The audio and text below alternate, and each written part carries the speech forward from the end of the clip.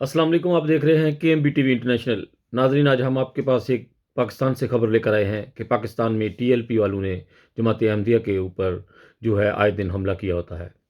آج پھر 2 دن سے رپورٹ چل رہی ہے کہ پاکستان میں ایک جگہ ہے، یہاں کا نام لینا ابھی مناسب نہیں ہے، وہاں پر جو ہے وہ جماعت احمدیہ کے اوپر ایک ایشو بنا کر زمین کی وجہ سے، جس کی وجہ سے جو ہے وہ ابھی جو ہے لڑائی چل رہی ہے۔ ناظرین، پاکستان میں ٹی ایل پی والے جماعت احمدیہ کے ساتھ بہت ہی برا سلوک کر رہے ہیں، اور پاکستان کی حکومت، پاکستان کی آرمی، پولیس سب سوئے ہوئے ہیں ادارے، بالکل کسی قسم کا جو ہے وہ اس طرف دھیان نہیں دے رہے۔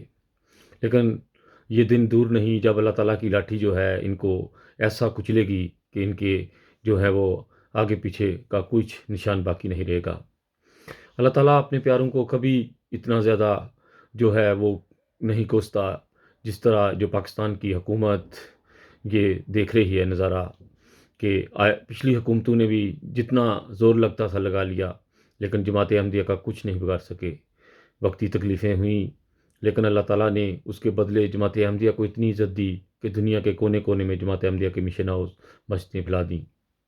ناظرین، پاکستان میں جماعت احمدیہ کے ساتھ اس قدر بدسلوکی کی جا رہی ہے اس وقت کہ آپ اس کے اوپر اندازہ نہیں لگا سکتے کہ وہاں پر لوگ کس طرح ابھی تک زندہ ہیں۔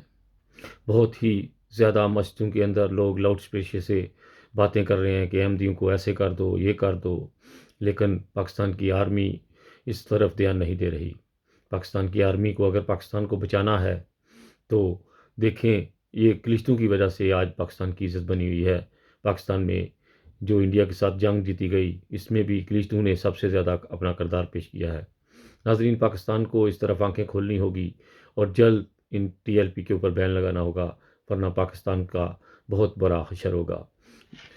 اسی کے ساتھ خالد بٹی کو اجازت دیجیے گا، اپنا بہت خیال رکھیے گا، ہمیشہ کی طرح انسانیت زندہ باد۔ اوکے جی، خدا حافظ۔